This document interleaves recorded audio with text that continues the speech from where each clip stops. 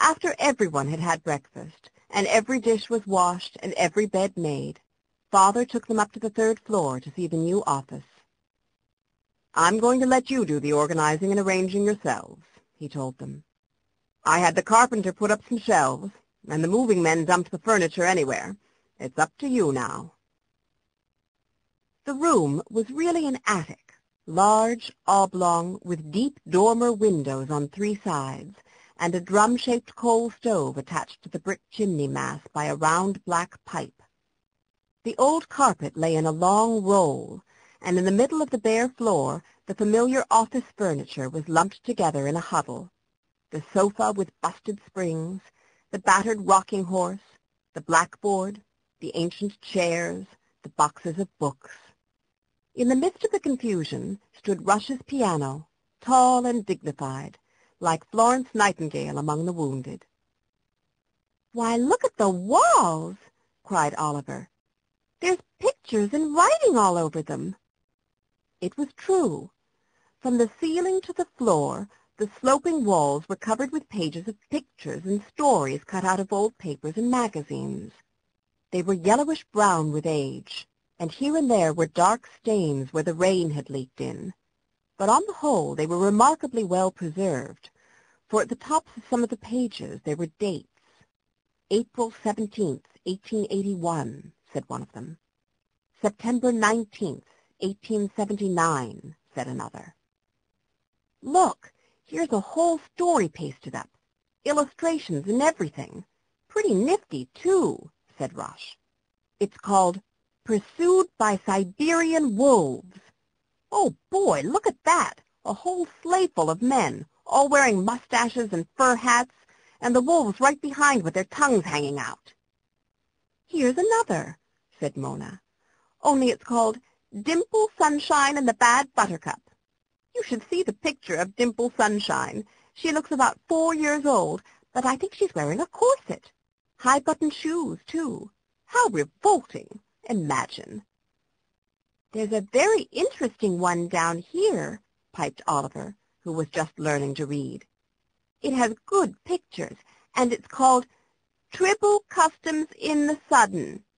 What does that mean?" "Tribble Customs in the... Here, let me see." Rush bent down beside Oliver. "Oh, I get it. Tribal customs in the Sudan. Well, when I was hunting for a house in the country, I knew I'd have to find one that had an office as good as the one at home," Father was saying. "When I saw this, I was satisfied." "It's swell," agreed Rush and Mona in a single voice. As for Oliver, he had practically forgotten the other house already. But Randy was silent, torn between enthusiasm for this new office and homesick loyalty for the old one. "Look, Randy," Father said. "See those little stairs? They go up to the cupola. Let's explore it, shall we?" Rush had climbed over the furniture and reached his beloved piano. Now he had the lid up, and standing before it, he plunged into the Brahms Rhapsody he had been learning. He played it much too loud and much too fast on purpose because he was happy. It sounded like a team of runaway fire horses. Mona and Oliver were sitting side by side on the floor studying the Tribble customs, so Randy was the first of the children to see the cupola. She followed her father up the steep, narrow steps. Almost as good as a ladder, she thought to herself. At the top, Father opened the door, and there they were, standing in a tiny room that seemed to be nothing but windows. "The Tower of the Enchanted Princess," Randy thought. "All around is nothing but sea. Once a day, a slave in a rowboat comes bringing a basket of food. The princess pulls it up on a long silken cord. She also catches fish from the window. But Father was speaking. "Poor Mr. Cassidy," he was saying. "This cupola is another part of the mistake.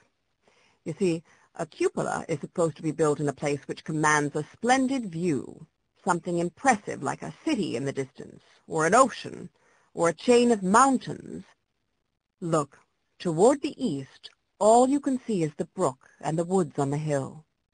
Toward the west, all you can see is the road winding back over another hill through more woods.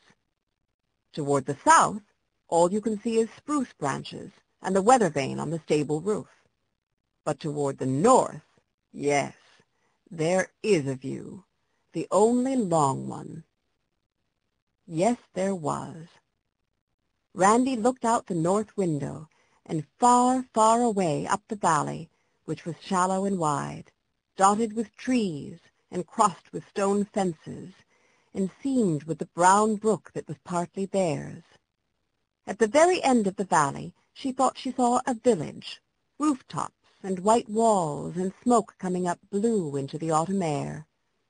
"That's Carthage, 3 miles away," Father told her. "There's a window for each child," Randy remarked. "So there is," said Father. And after a minute he said, "And now that I think about it, Randy, I believe that each of these windows belongs to one of you in a particular way. This one, the north one, for instance, that looks so far up the valley. It must belong to Oliver, because he's always looking ahead, always straining toward tomorrow. The east one is Russia's.